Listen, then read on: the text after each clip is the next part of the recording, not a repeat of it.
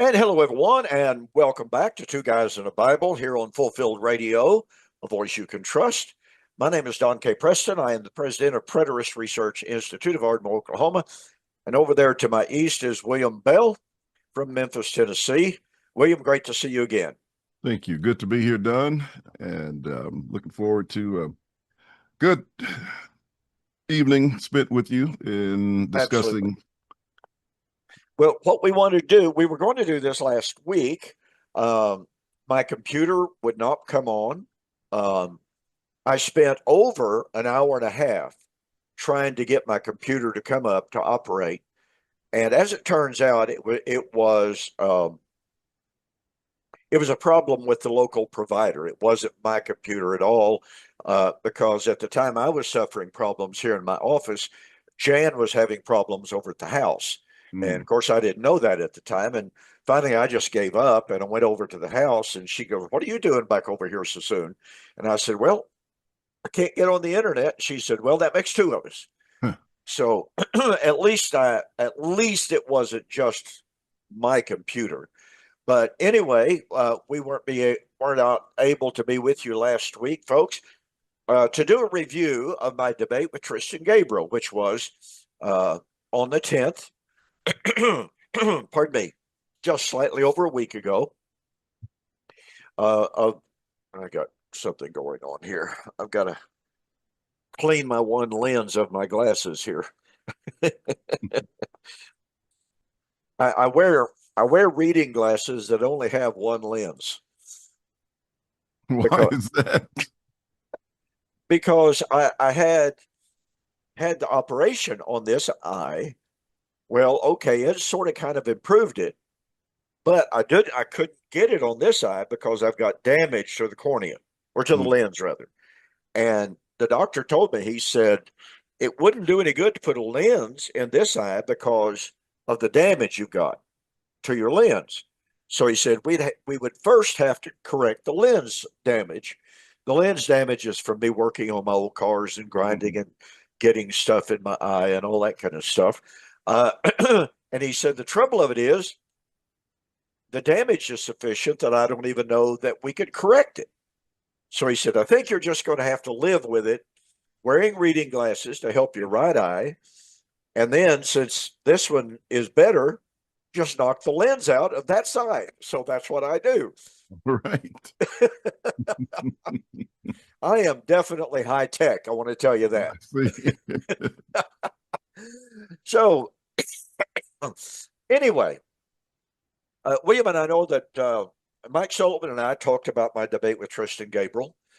He felt, as many, many, many people do, that Tristan was just really a travesty as a debate opponent. He uh, he made not one single exegetical argument. All he did was ridicule. He made basically one emotional argument throughout the entirety of the debate. And I want to set the stage here a little bit. Before coming on air, the three of us, Tristan and Derek Lambert and myself, were talking. And Derek Lambert felt like the issue of the quote dancing in the street was an illegitimate subject. It was not relevant to the topic. And so he specifically asked Tristan not to bring it up and to dwell on it, because the rules that we had agreed to was neither man would make any argument, introduce any material that was not directly relevant to the proving or disproving of the proposition. And Tristan agreed. He directly said, "I will not be bringing that subject up." And then that's all he talked about for 4 hours. And that was more than revealing.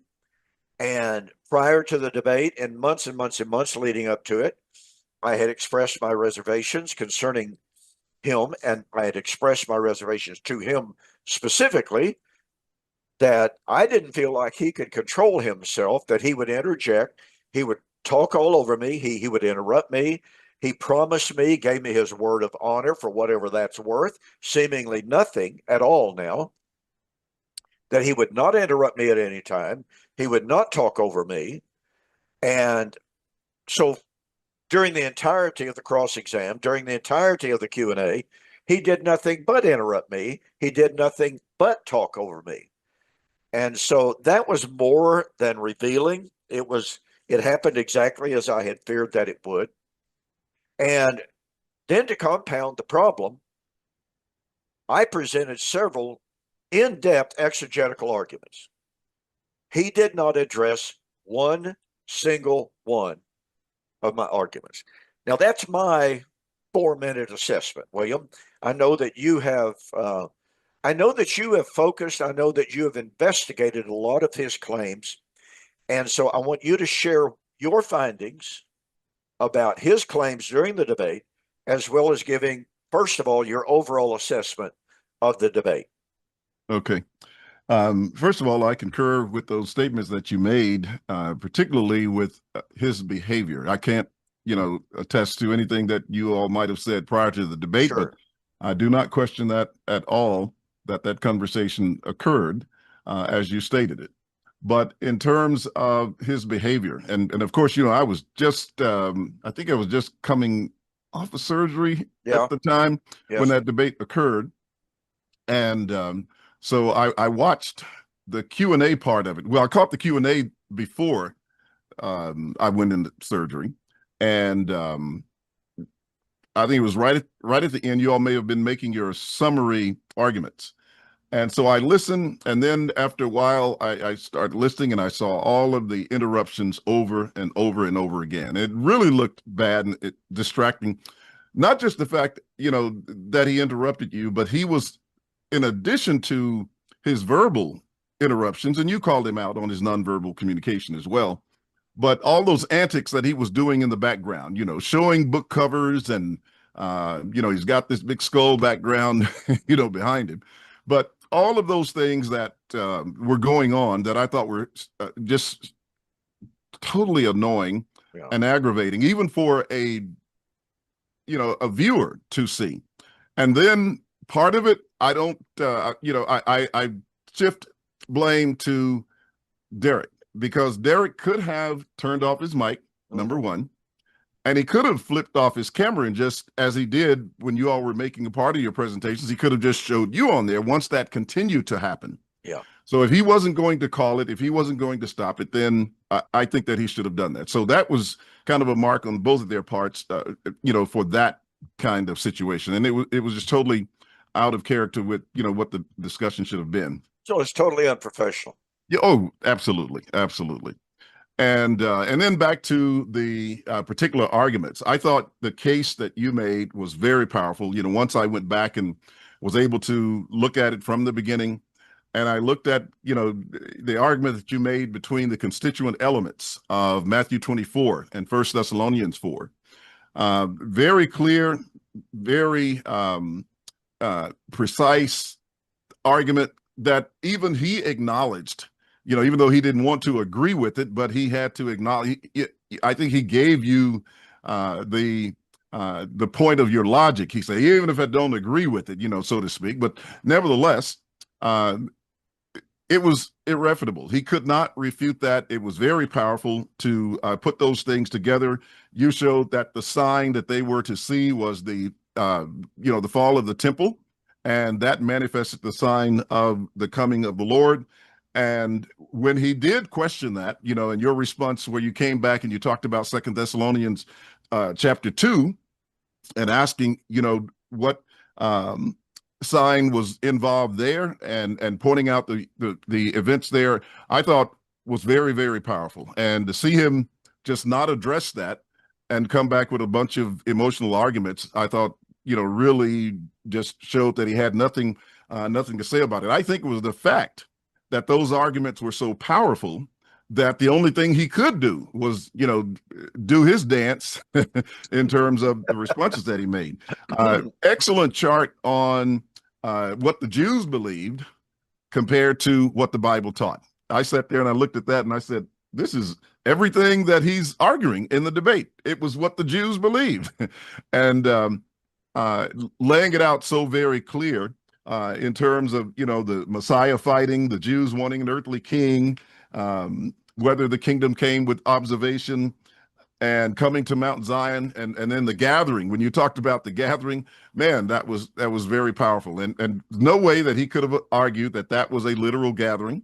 I kept waiting on you to throw in Ephesians 1:10. I don't know if you ever did. Well, But at any rate, I mean, what you did was excellent and definitely made the point. And then the living stones from Second Peter. So that was excellent. The circumcision made with hands versus not made with hands. All of those points were so very clear, laid out in one chart that everybody could look at. And that chart will preach anywhere, anytime, oh for yeah. anybody. You know, it was just powerful. And then, you know, of course, you went to Luke 17 and compared that with Second Timothy chapter 4, and demonstrating that the kingdom did not come with observation. Just a powerful lineup of arguments that were presented there. Another point that I liked was when you went to Colossians and you talked about those who were dead in sin and alienated in their minds. And here they were prior to 70 AD, having gone through this conversion of coming from death to life. You know, again, making another excellent point on that particular argument and demonstrating, you know, basically this is a legal argument, if you please, from the standpoint of God's. It's a judicial argument in terms of their transformation. Another powerful one was Hosea, First Corinthians. You know, he tried to say a couple of things about First Corinthians, but you know, assuming that it was some type of physical resurrection, or you know, because that's the basis of his emotional arguments. I mean, Sure. that he's arguing that. But with Hosea chapter 13 and also 1 Corinthians 15:55 was very powerful. And then you have the one where you talked about God coming down from Isaiah chapter 64, not physical, not visible, and not material, and the people, you know, trembling at his presence. So all of those were good. And then we get to the Opentasis argument. And one thing Tristan argued about that is not true. He kept saying, and this is how he wanted to make stick his argument, his emotional arguments, and his arguments related to, you know, the brain, et cetera, and what people think and all of that. He kept saying, well, Don, you're using a Greek oriented concept, and that's all physical. He said, that means physical. And you're trying to use it in this, you're talking about it's Hebraic, but you're using a Greek term that's steeped in, you know, human physiology, so to speak, something to that nature. Yeah. That was the idea. So when he made that argument, I said, I'm going to go look up this word. And I went and looked it up to see if that word was only, you know, the etymology of it was only related to Greek. No, it's not. And it's not. When you look at, and it will tell you that the strongest correlations between the use of God with the term are found in the Septuagint and in the New Testament. The strongest is in the New Testament, of course, obviously, sure. 1 Thessalonians 4 and Matthew 25. But it also showed the usage in the Septuagint. But then it said in the classical and in the papyri, they used it pretty much for common everyday usage, but also it's connected with God as well and meeting a deity. And that's way outside of the realm of, you know, Grecian literature. Yeah. And it's outside the visible. Yes, exactly. Outside of the visible as well. So you're talking about, you know, that word being used with a God.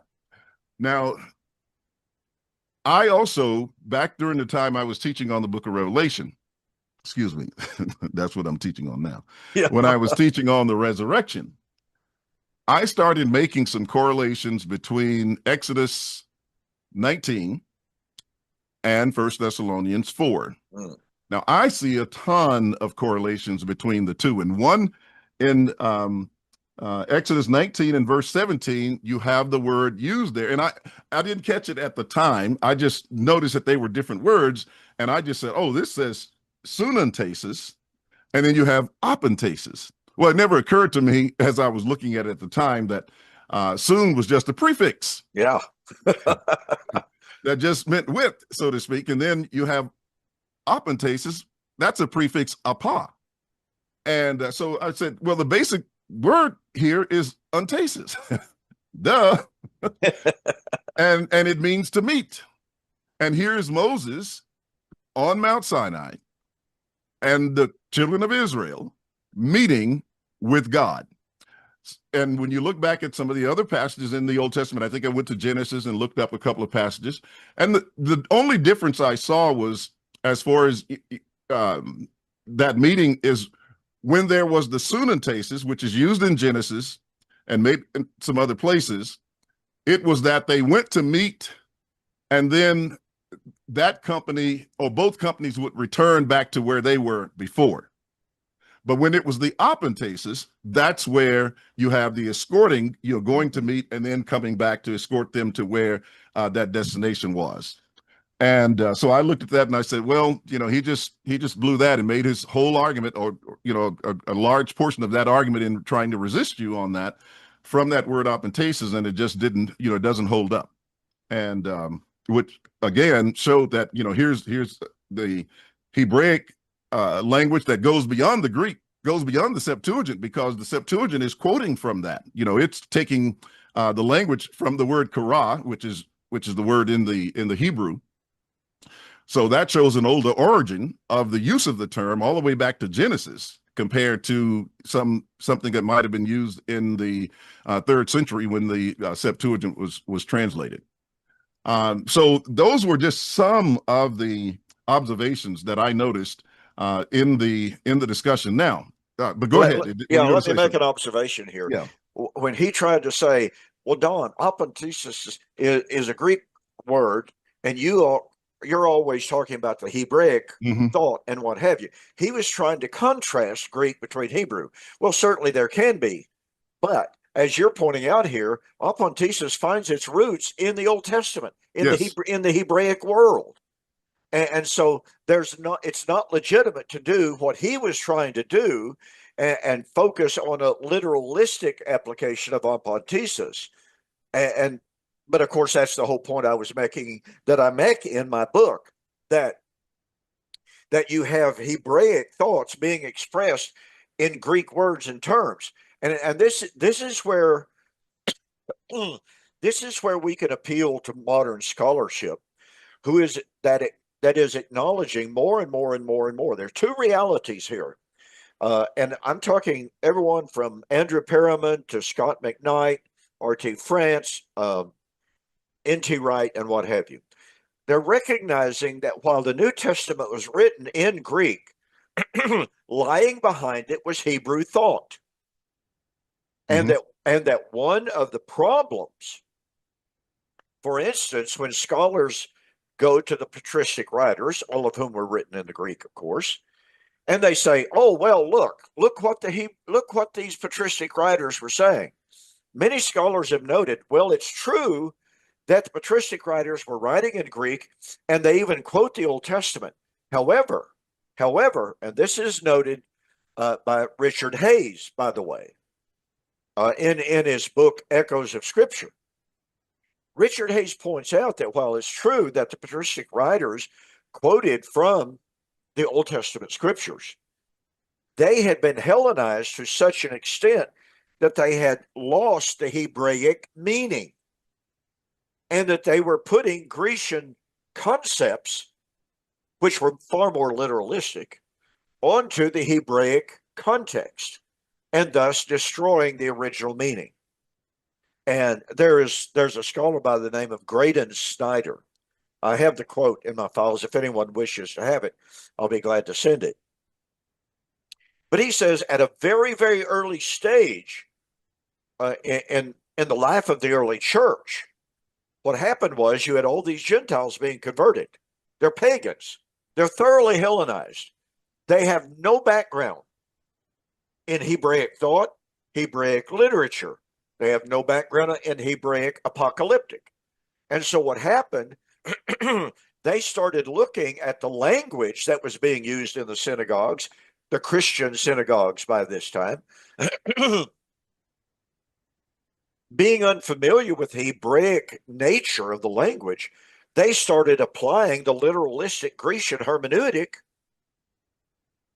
And all of a sudden, they started expecting a literal end of the time-space continuum, which was never to be found in the original Hebraic thought. Hmm. It's quite a statement.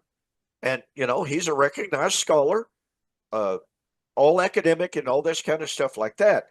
But that's something that we have to look at. And this is what Tristan was completely, totally missing. Completely and totally missing. He was saying that I was wrong to appeal to the Greek apontesis, not when you understand that apontesis finds its root and true meaning and background in the Hebrew world. Yes, very, very true.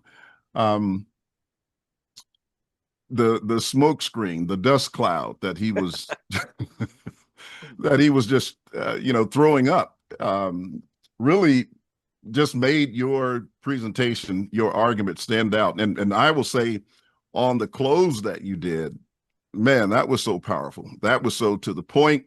It just tied everything together so beautifully. It was like a fighter got his man down, and man, he's taking him out. He's wasting no time to really take him out. But that's what happened in that close. So, and then, as I was thinking about the debate before I'd even did any reviews, I'd already kind of formulated what I was going to say about it. And then comes this Chat GPT assessment of the debate. Oh, yeah. I happened to go on Facebook and I saw this guy, I think his name was Jacob something. Wilbert? Kilbert. Kilbert, okay. Yeah. And he said that he just took the transcript of the debate, put it in Chat GPT, and while I'm almost thinking about Aaron when he talked about the golden calf and what the people said. He said, out came this golden but and it just a beautiful review of the really debate was. that showed it for what it was. And I think it must have really got under their skin because they went back and did another little review to try to balance that thing out. and it came back and had some things to say. Well, it was about a 1% to 2%, et cetera. But that review that he did that came back, really looking at it from a totally objective point of view, really laid out what happened in that debate. And let me make this observation. That has now been done on 3 separate AI locations. Okay. It's been done. Jacob Kilburn, when I found out what he had done, I asked him, "Can you do the same with Grok?" And I emphasized, and he he emphasized that when he submitted it, he said he wanted an unbiased, unprejudiced, fair, and critical review of the debate. He wanted no bias in the assessment. Mm-hmm. And so when I read the very first one from ChatGPT, I was like, wow, that's incredible. So then, like I said, I asked him, well, could you do the same with Grok? He did. Got almost the same, almost a word for word assessment. Well, Mike Grace, my good friend from Florida, who used to be an elder where Sam Frost was years and years and years ago. And as he likes to say, Sam's just completely lost his mind. But anyway, that's beside the point. But he sent me out of the clear blue sky. I didn't ask him to do it. An assessment by Gemini. Well, I'd never even heard of Gemini. I didn't even know there was an artificial. I shouldn't have been surprised because there are probably 100 of those AI sites out there now. But it likewise gave the same assessment of the debate. So we have three artificial intelligence sites that all in the world was done, was the entire transcript of the debate was submitted, and the request was give an impartial, unbiased, critical review of the debate, who had the strongest points, who had the weakest, et cetera, et cetera. All three of them said the same thing. Tristan Gabriel lost, and he lost badly, because all he did was argue from an emotional perspective. He made no exegetical arguments. Like you said, he alluded to 1 Corinthians chapter 15 and 1 Thessalonians 4, but it was more allusion than it was anything. He didn't even go there and quote the verses. He just simply says, well, in 1 Corinthians 15, it says such and such. Well, that's not exegesis. And so I thought that was very, very impressive when three different artificial intelligence sources came back with the same identical assessment. I'll throw this in. I posted, or that was posted on YouTube, and in the comment section, one individual, and I felt from the very beginning of reading the assessment or the comment, I felt that the poster was a shill poster. I felt that they were someone from Tristan's camp that was just going to try to find any fault whatsoever. Mm-hmm. So anyway, this person said, you ought to be ashamed of yourself for appealing to artificial intelligence and asking it to support you. And I wrote back and I said, in the first place, I believe you're a shill poster. I just said so. I said, there's something wrong with your post. I don't believe that you are legitimate. They said I was a full preterist, but that debate changed my mind. And I just told them, I said, well, I will simply say this with all due respect. If that debate took you from the full preterist camp to the camp of Tristan Gabriel or whatever, then you weren't really much of a full preterist. I agree. And I just told him, I said, he made no exegetical arguments. I made several, and he did not answer any of them. And I said, now back to the AI. I did not submit the request at all. So you're completely out of line for accusing me of submitting the request and asking for a favorable result. I said, somebody that I didn't even know was going to do it submitted it and specifically asked for an unbiased, unprejudiced, impartial review. And I said, so your accusation here is completely out of line, and it's not fair, and it's not honest. So they kind of disappeared from the discussion about that time. Also to be fair in assessing the debate, we need to give a little bit of time to Tristan's appeal to his arguments in terms of believing that he can negate the logic that was presented in the discussion by appealing to neurotheology, I guess. Neurotheology, yeah, what that's all about. And that's rather interesting. Of course, he took a couple of shots at me. He talked about my track here. And, when I wrote this track, I had a lady in the Philippines who was doing my my illustrations, and I had the hardest time trying to get her to find things that were appropriate. And she just gave me some destructive scene here, but you can see, all the modern buildings here. This can't be the destruction of Jerusalem, etc. But that's what it's supposed to portray, from that perspective. And then, you have the people in the foreground who seem to be happy about the escape. But he misrepresented the track in terms of what the No More Tears, was all about. I've gone through that study several times. I would recommend that people get the track, take a look at it. I'm not really trying to promote it, but, get the track, read it, and see the angle from which it comes. It covered a whole history of Israel and their no more tears concepts all the way back to the Exodus. So it's an Exodus motif that's being demonstrated there, and it was covenantal when you look at it from that perspective. So his use of it was absolutely incredible. And then the other thing that he said, well, William Bell said that this was beyond his pay grade, so he can't even talk about that. And I've explained to him the context of that statement several times. He totally ignores it, just like he ignores your dancing in the street situation. That basically I'm saying to him, look, I'm a preacher, I'm a theologian from that standpoint of view, and my expertise is not in neuro theology. It's not in brain science and all of that, or neurology or whatever. I said, so if you want me to operate on your brain or something like that, then, I'll maybe it needs some of that. But no, that's what I meant. Not that, it just didn't apply. Now, here's what I did do.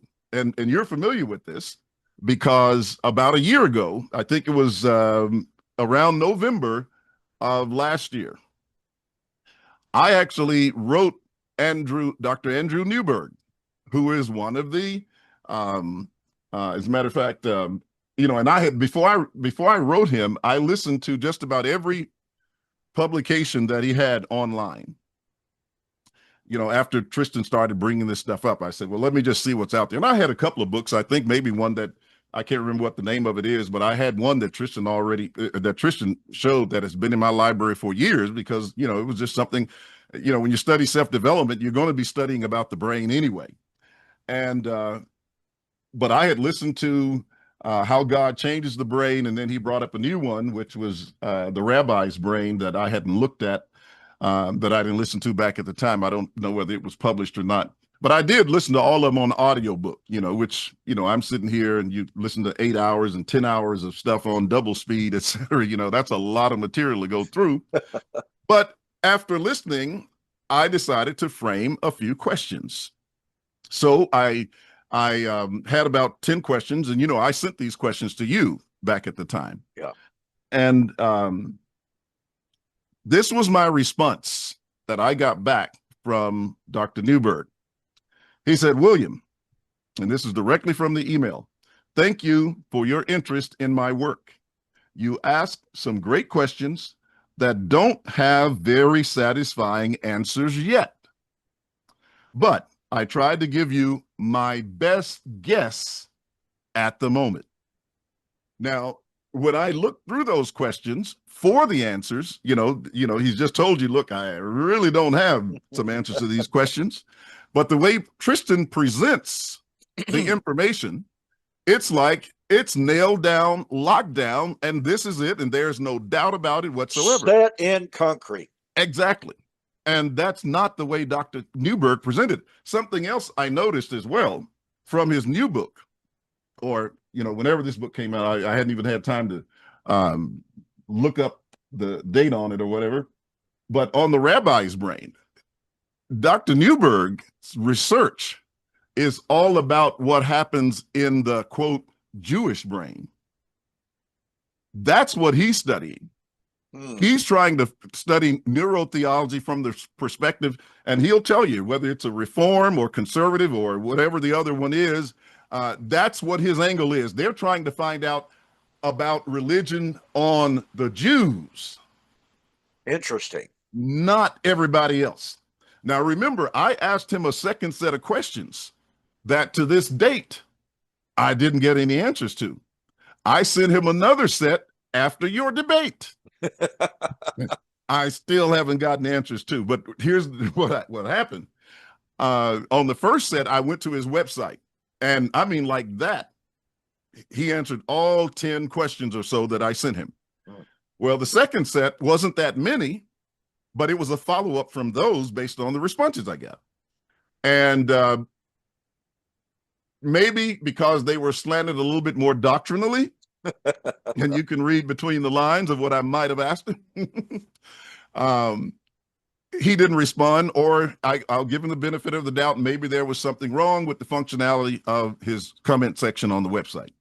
Well, I sent him a few, and I know it hadn't been that much time, that have passed. So he's busy, and I know how long it takes us sometimes to get back with people. So I'm giving him the benefit of the doubt. But Sure. I've asked him a couple of more questions, about 5 or 6 from a couple of first chapters in the rabbi's brain. But let me, if we have time, Sure, go ahead. to just kind of put some of these questions out there and look at the responses that he gave, because we're trying to, or at least Tristan is trying to say, that these are like definite reactions or responses, etc., that a person ought to have when he undergoes a certain experience, or when a certain thing happens to him. So just initially, I asked these questions, and I hope they are not overbearing for the audience or whatever. And I told him, I said, look, I bought about 10 of your books, and am listening to how God changes the brain. And so I have a few questions that I would like some brief answers to, if you'd be willing to share your time to answer. So number one, I asked him, is the brain, the mind, and the soul one and the same? Now, watch the response. I tend to think they are different, but overlapping. Well, if you tend to think it, you're not that certain about it. That's right. He says, but this is the fundamental dualistic question about how the mind and the brain could be fully separate. There is clearly an interaction, but exactly how is still a mystery. I think any neurologist would tell you that. Of course. Anybody, and I'm almost a total novice in this field, but I've done enough study to know that scientists who study the brain, you have your materialist who say, oh yeah, the mind is just the brain, it's just the matter, gray matter up here within our skulls. But that doesn't work at all. And those neurologists and brain specialists who actually really delve deep into this, who are not just raving atheist materialists, et cetera, they said, no, the mind is much more than the brain. And it's not limited strictly to the brain. But go ahead. Yeah. Number two, I asked him, I said, is the brain separate from its functions? His response, the physiological functions are part of the brain, but the cognitive and emotional experiences we have are probably related to the brain, but unclear if and how they are separate. Again, you see the tentativeness in his words. Yes. Does the brain, number three, does the brain continue to function in death, or does it die and decompose with the body? As far as we can tell, the brain decomposes just like the body. However, whether our human consciousness goes on beyond death, again, is uncertain. Near-death experiences offer a hint that consciousness may be able to extend beyond the brain, but that data is still far from conclusive. Well, it may not be conclusive, but I tell you, I don't know if you've read any of Gary Habermas's work. I haven't. I mean, I've listened to people who talk about these near-death experiences, and I knew a person who I actually used to preach, in the congregation, who told about some that she had. But anyway, go ahead. Well, Habermas, of course, he is the world's leading expert on the resurrection of Christ. But as an adjunct to his research into Christ's resurrection, he has spent years and years and years gathering, investigating, researching near-death experiences. And I tell you what, as someone who had an out-of-the-body experience when I was in high school, and I was close to dying. Doctors said I nearly died, but point of fact is, I've been basically ambivalent toward it. But when you read of the examples scientifically researched about these out-of-the-body post-death experiences of people, it really causes you to think and to reflect on this whole issue of the soul or the mind being separate from the brain. It's some real challenging stuff, I can tell you. Well, you know, I thought about this a little bit when I had surgery. And so I wondered what I was going to think when I was under anesthesia. I don't remember a thing. Yeah, yeah. Well, that's a good thing. Well, one of these days I'll share my experience. You know, it was weird. It was strange. I won't go into it tonight, but it was graphic. It was real, and it shocked everyone when I came out from under it. When I was explaining what I saw, you know, they were like, "You couldn't have known that." Well, I did. You know, that type of thing. Mm-hmm. Yeah, it was very powerful. Well, you know, I'll say I'm not qualified to evaluate near-death experiences. They'll take that and they'll use that against me Yeah, too. yeah.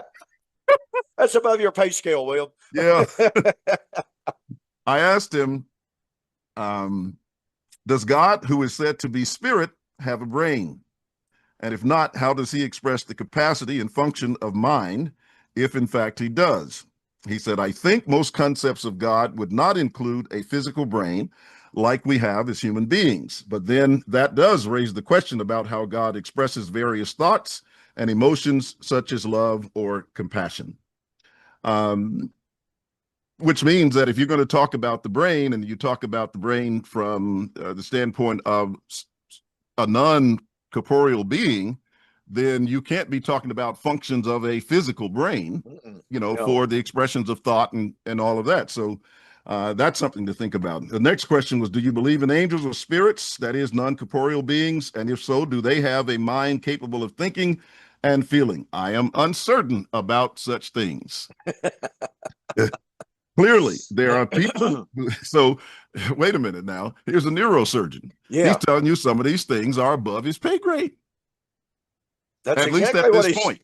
At least at this point. Yeah. Clearly, there are people who feel they have evidence of such beings, and then there are many who respect the possibility of such beings. I hope that neurotheology is one avenue to determining what exists in the universe that we do not have ready access to.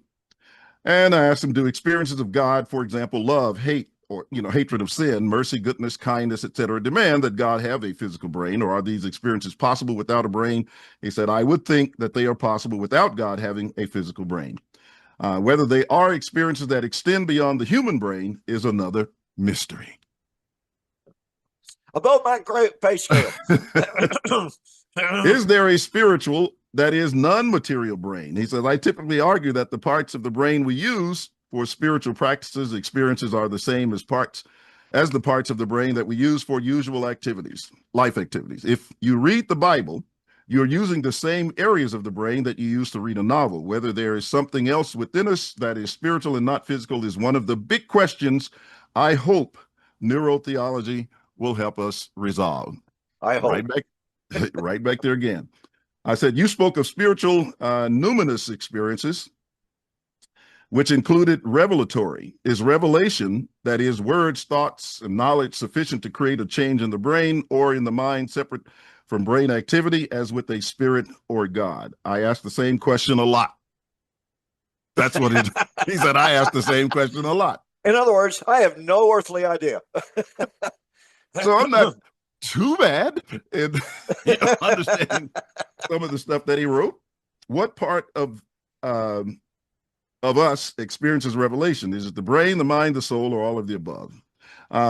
Does fulfillment of a particular prophecy, divine or human, depend upon the subjective experience or brain activity of the one who believes or rejects the evidence of fulfillment or the ability of one to explain that subjective experience? I think the brain is usually part of the overall process, but as with all of my answers, it is not clear how much our brain, mind, soul, spirit are involved. Now, you're going to tell me you're going to build a doctrine on that based on an authority who says what he just said.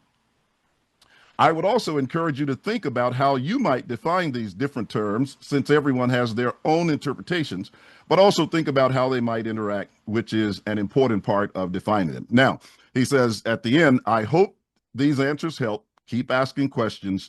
Thanks for your time. Now, the next set of questions are the ones that I've asked recently that I haven't received answers to. But I think these are also important. Let's see how we're doing on time. We still got a little bit of time. Let me see if I can find them here.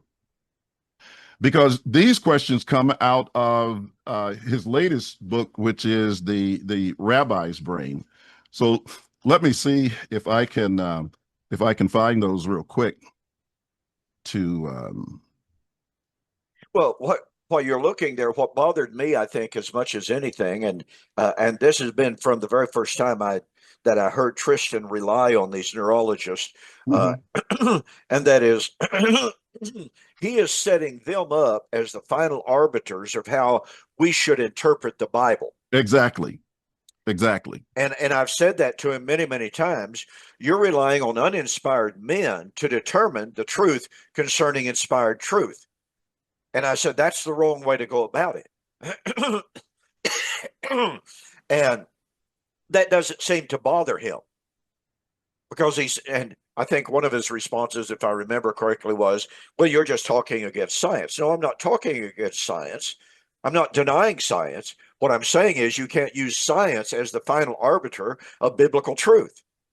And as I pointed out in the debate, when Jesus said the kingdom, meaning the parousia, and meaning the resurrection, does not come with observation, then you cannot come back and argue, oh, well, yeah, it had to be bodies coming out of the grave. Because that's a flat denial of what Jesus said. No matter what Mr. Newberg says, no matter what anybody else says, when Jesus identifies the nature of his parousia, the nature of the resurrection, the nature of the judgment, and it has nothing to do with what is optically observable. And when Jesus says, here's the sign that it happened, the sign is the fall of Jerusalem. And anyone who listened to the debate knows Tristan did not touch that argument top, side, or bottom. Absolutely didn't even address it. And of course, that's more than revealing because that was where I started off my argumentation. Yeah. Again, I'm just shocked at the way he tried to use that as a basis for objecting to your arguments. And it was just totally irrelevant. Here's some statements that I make leading into these questions. I'll try to get through these rather quickly. All right. On page 14 of your book, I asked him, and that's the rabbi's brain under the heading tapping into the rabbi's brain. Because remember, as I said, what he's trying to determine, and particularly done, because I think he's a priest as well, a member of the Kohanim. And so what they looked at was the passing down of that Y chromosome. And this is really the area and the focus of a lot of his study, which I thought was very limiting, in terms of trying to determine, the first question you're going to ask is what? Okay, well, if that's going on in a rabbi's brain, in a Jewish priest brain, what's going on in a Christian's brain? Yeah. Are they the same? You got to know all of that stuff. But here's the other side of that. You got the Limba tribe in Africa. When I looked up some of that, their history takes them all the way back to the Babylonian captivity and everything else. That's true. As a group of priests, and they're still practicing some of the very, sacrifices and everything that the Jews practice. I didn't hear him say a thing about tracing them in terms of his research. So why would you leave that out as a scientist if you're going to do that? The group in Ethiopia, the Falasha Jews as well. Yeah. They're recognized as one of the oldest, quote, Jewish groups on the face of the planet. Well, they'd almost have to be with the Ethiopian eunuch, right? At least from there. Yeah. As far as Christians are concerned, but, other Jews there. Now, so I said, you speak of topics that bear directly on how people, particularly rabbis, think. So my question is about people in general. You mentioned that one approach is to continue to do brain scan studies of all types of religious and spiritual practices. It is from that data you propose to deepen your understanding of how Judaism or a particular religion and its experience manifests in a particular people as one piece of the puzzle. Next, you speak of understanding the brain by exploring what a rabbi actually thinks and feels. you state that determining the phenomenology of religious experience is a fundamental requirement of any neurotheological scholarship.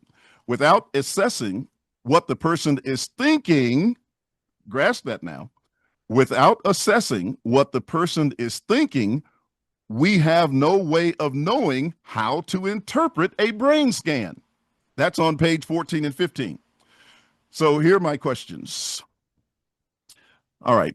You state that in order to understand what goes on in a person's brain neurologically, that number one, brain scans must be done and evaluated. And number two, without assessing what a person is thinking currently, there is no way of knowing how to interpret brain scans, although emotional centers may show activity from the brain scan. And I asked him if that is correct, because it's coming directly out of his book.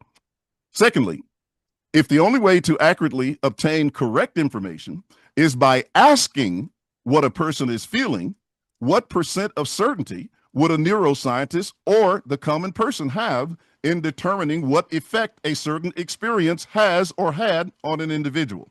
Hmm. Now, Leora and I used to joke about this all the time. She'd always tell me she could read my mind. Yeah, And probably I would could. always quote to her 1 Corinthians 2 and verse 9, somewhere in there where it's Well, man knows the things of God except the spirit of man that is within him. exactly. I said, so unless I reveal it, you don't know. And we had lots of fun over the Oh, years yeah. talking about that, even though a lot of times she's right. Yeah. And then thirdly, could it be proven that a single event or experience, no matter how small or great of an impact, would yield the exact, precise, phenomenological response or religious experience uniformly across two or more people or tens of thousands of them? There's a great question. Fourthly, is there any current means via brain scans or otherwise of assessing the thinking of people who are deceased or whose brains have ceased to function in death? Fifthly, have you tested or observed brain scans from people under anesthesia to determine what they were thinking during that time via questioning or other methods? In such No cases, wonder he hasn't answered you. in such cases, the person may be undergoing a very consciously painful operation, but have no knowledge, feeling, or memory of the pain during the operation. And you know what inspired that one. Oh, yeah. Sixthly, if the only way to determine the thoughts, feelings, and experiences that a given individual may have or be measured is through first-person account, how scientifically accurate would it be for anyone to claim they could know the thoughts, feelings, or experiences of people who lived during the time of King David or Nero Caesar? And that's it. Oh, those are some fantastic questions. No wonder he hasn't answered. Well, I don't know what the reason is that he hasn't answered, but I think, when I read that he was just trying to find out how the brain works for Jews, rabbis, for Jews. Rabbis, yeah. Yeah. I mean, and if you look at I don't know which group of Jews he's talking about either, because Yeah. you got some Israelis over there, and what's going over, I imagine their brain functions a whole lot different than the other Jews around the world. Certainly from those in New York City. Exactly. Yeah. Well, like I said, those are some absolutely fantastic questions. And it calls into direct question Tristan Gabriel's total reliance upon these books and upon Dr. Newberg as the world's leading expert on religious experience and the function or the necessity for neurological responses to Christian experiences. Mm-hmm. I mean, it calls everything that he said into question, because when the world's leading expert on this subject, number one, is limiting himself to Jews, rabbis, and number two, when he says, boy, those are some really good questions, and I don't know the answers to those questions. Yeah, that's some pretty serious stuff right there. And I had never read any of that. I was completely unfamiliar with the work of Dr. Newberg. And so, all I knew is what the Bible was saying. I knew the testimony. And if you remember, William, at the very beginning of the debate, when I was pointing out the coming of the kingdom, the transformation to immortality, et cetera, and conversion. I said, I'm not denying for a moment, not even for one moment, that there was a great deal of joy, that there were neurological issues going on. Mm-hmm. And I pointed out the Ethiopian eunuch. Here's a man says, see, here's water. Yes. What hinders me from being baptized? Well, if you believe, you may. I believe that Jesus is the Christ, the Son of the living God. They stopped the chariot, went down into the water. Philip baptized him, and the eunuch went on his way rejoicing.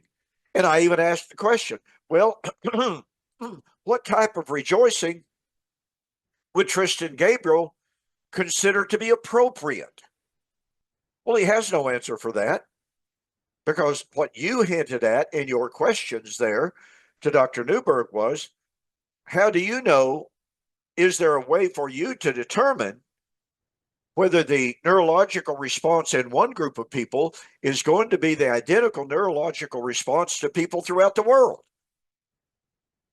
And I think that's an extremely valid question.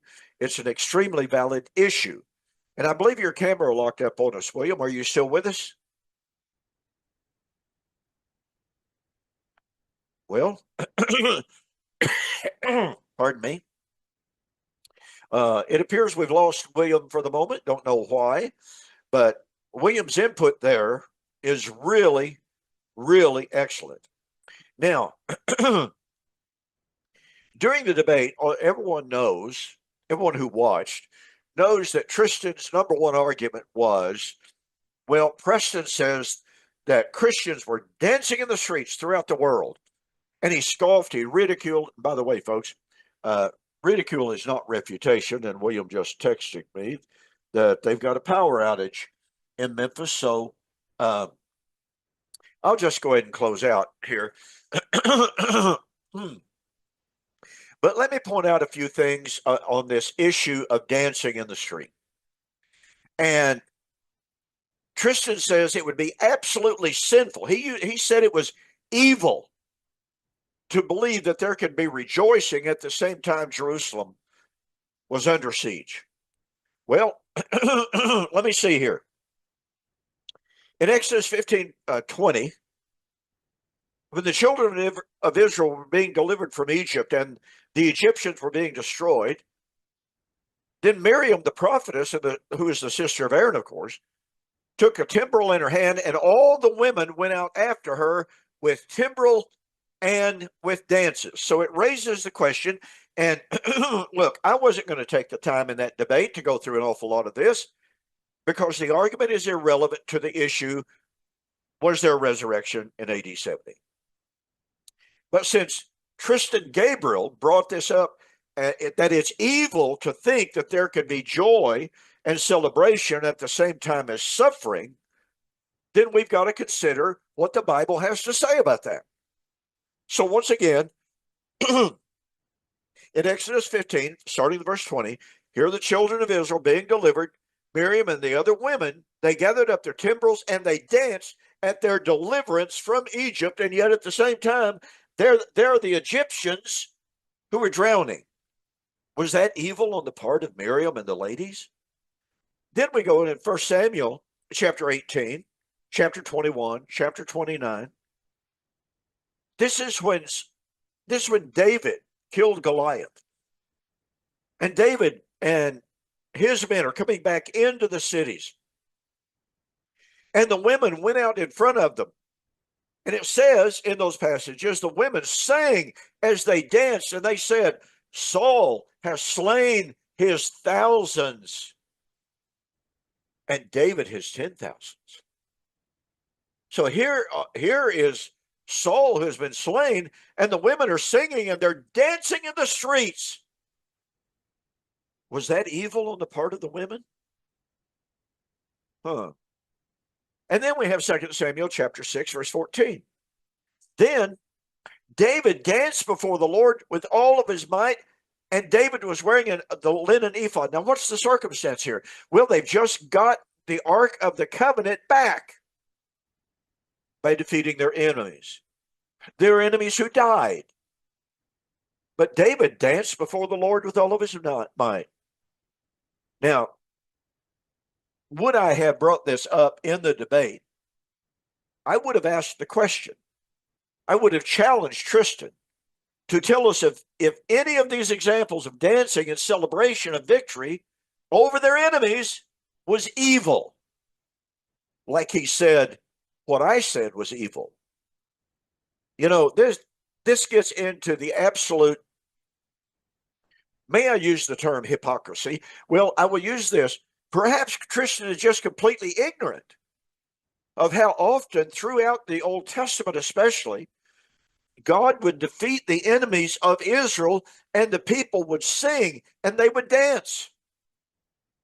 Now, if they were singing and dancing in celebration of victory and deliverance, at the same time their enemies were destroyed, then according to Tristan Gabriel, that celebration, that singing, that dancing, that playing of these instruments was evil, and it was wicked at the suffering on the part of their enemies. You see how ridiculous this is, ladies and gentlemen? And look, I'm out of time. Thanks so much for joining us. We appreciate William's analysis so very, very much. Boy, he had some great questions, some great points there that needed to be brought out. So again, thank you so very much for joining us here on Two Guys and a Bible. And with that, I'm going to say good night. God bless.